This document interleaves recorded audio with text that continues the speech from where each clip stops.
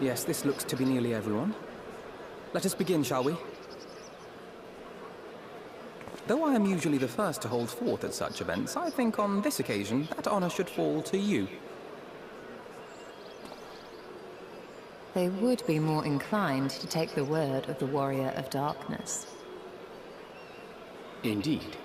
In light of the subject matter, who better than thee to speak these truths?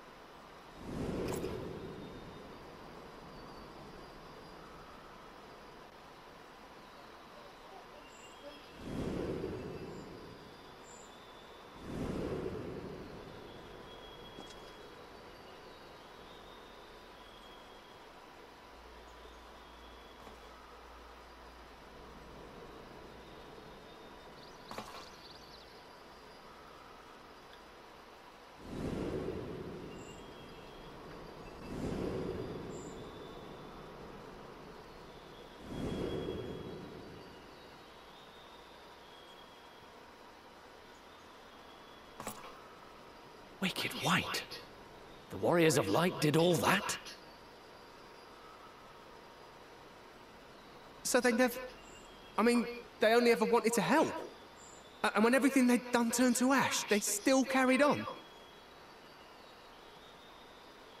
They gave everything to stop the flood. First their lives, then their souls. And they managed it too, in the end. They saved us.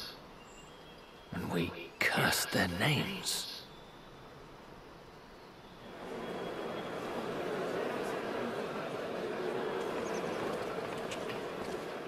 This should go a long way towards clearing the air.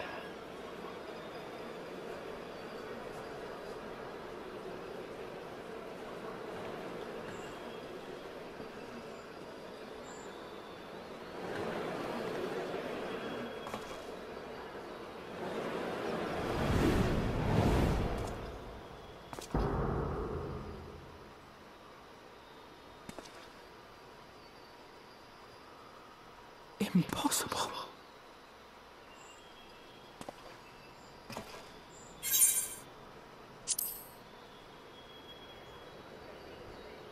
I definitely see something. You don't think it's a ghost, do you? Nay. Yonder standeth no bloodless apparition, but a warrior of light and darkness both. Ardbert. What in the world?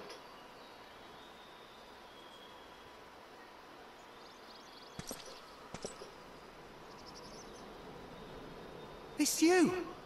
The one who slew the Eater!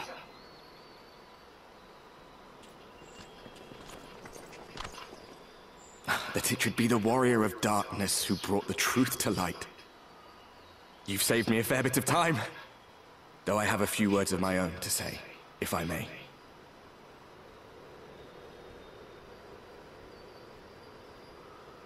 People of the Crystarium, I am Ardbert, one of those you know as a warrior of light. That's impossible. You should be dead. Aye, that I should. But as the world has been given new life, so too have I. I know not why I, and I alone, have been gifted this chance. But I do know this. Only by the will of the star itself could such a miracle come to pass.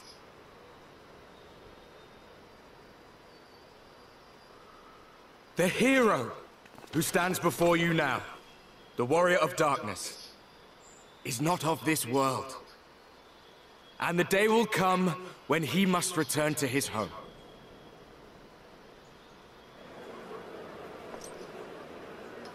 True.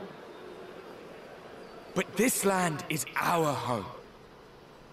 And if it is to remain so, now and forevermore, It is we who must protect it.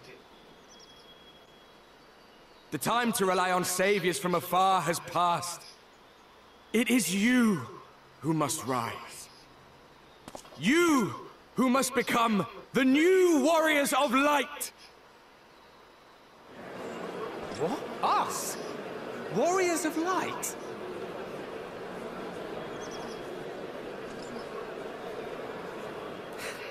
None of us were born heroes, my friend. I was only ever a man with a thirst for adventure.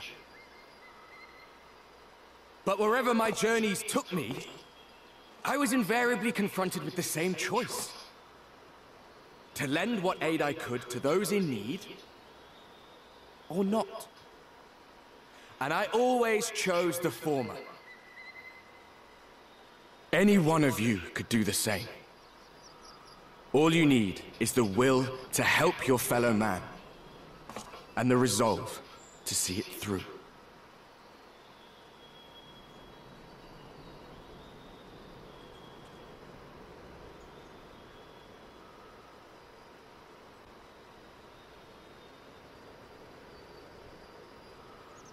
From thine own lips did we learn of Ardbert's fate, and by thy countenance I gather thou art not inclined to recant thy testimony. Yet whosoever this man may be, his words hold truth and resonate with the citizenry besides. For us to voice our doubts here and now would serve but to sow disquiet. 'Twere better we retired unto the ocular and there discuss this matter in private. Go. I will stay here and watch.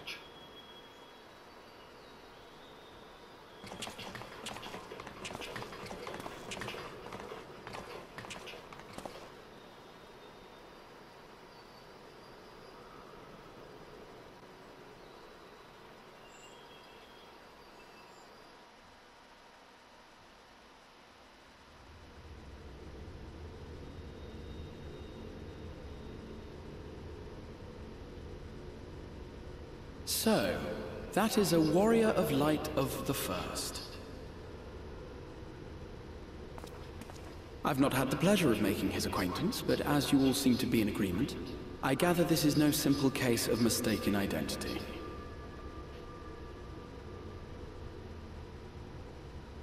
As far as I was able to discern, that was indeed Ardbert. It has been a long time, but not that long. Could he truly have been resurrected as he claims?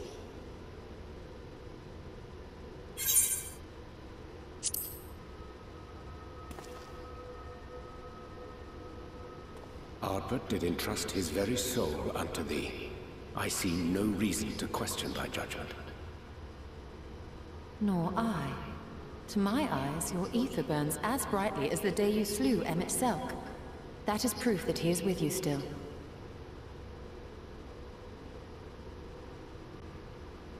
Yet that which standeth now before the people is far more than a passing imitation. I am reminded of the cardinal virtues, though a sin-eater he is not. Which leaveth but one plausible explanation. That he is an Ascian.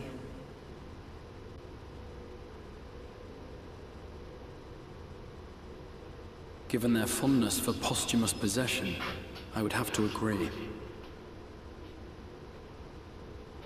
From what I understand, the Warriors of Light were laid to rest in Yulmore by those whom they had aided in life. At the time, some few still remembered them as heroes. Needless to say, 4 of them were subsequently exhumed to serve as the virtues. And if one knew where to look, Ardbert too would not have been difficult to find. Assuming then that this is indeed the work of an Ascian, my mind inevitably turns to the last remaining paragon to survive the Sundering.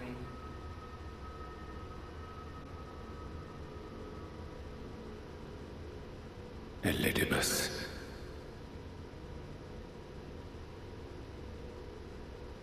That Xenos hath reclaimed his own flesh is known. Thus evicted from his borrowed form, and cognizant no doubt of Emmett Selk's failure here in the first, 'Tis quite possible the emissary chose Ardbert for his next vessel. Inhabiting the flesh of the fallen. My, that is unsavory. And they do this often, you say? Verily, for they possess no corporeal forms of their own. In what one may term their natural state, none save those gifted with the echo can perceive them. Indeed, when Elidibus intruded upon the waking sands, his presence did go unmarked by all save Minfilia and the Warrior of Light. On that occasion, I myself remained ignorant of his coming until after his departure.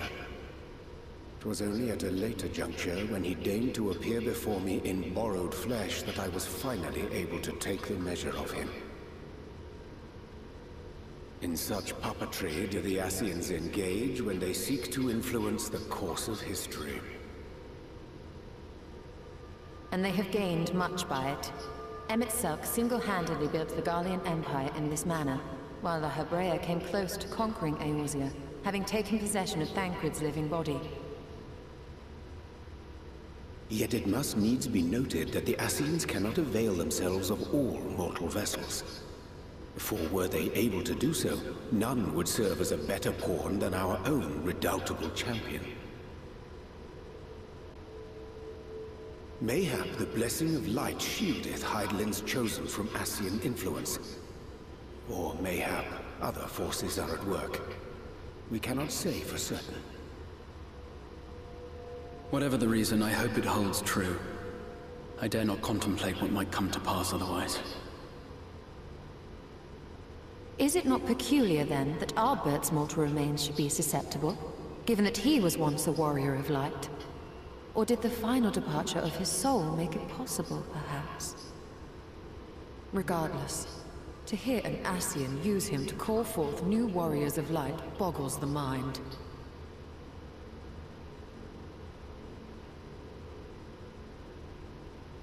Elidibus hath ever been an enigma, his ostensible purpose being to preserve the balance between light and dark. When he made overtures towards me, however, I was afforded a glimpse behind the mask of the self-appointed emissary. I shall not defend mine actions, undertaken in pursuit of a better understanding of our foe as either wise or prudent. Nevertheless, what little I did glean may now prove useful. Elidibus possesseth a subtle mind, practiced in the art of manipulation. That he coaxed this star's most valiant heroes as far as the source with naught save half-truths is no trifling feat. And now I believe he doth employ his skills once more to some as yet unknown end. Though naught is certain, should my suspicions prove true, we shall have need of all our wits if we are to uncover and thereafter thwart his plot. Agreed.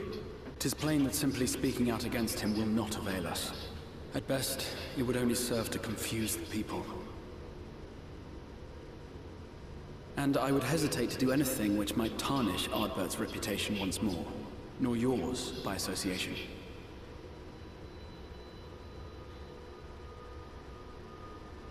That being the case, it may be wise to keep a covert eye on this Ardbert's movements, as we attempt to discern his purpose and how best to mitigate his influence.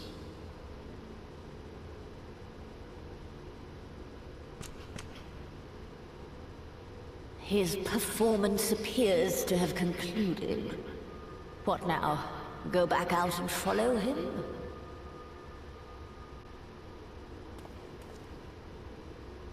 Twould appear Master Alphino already hath pursuit in mind, and I suspect one pair of eyes shall better serve our cause than half a dozen.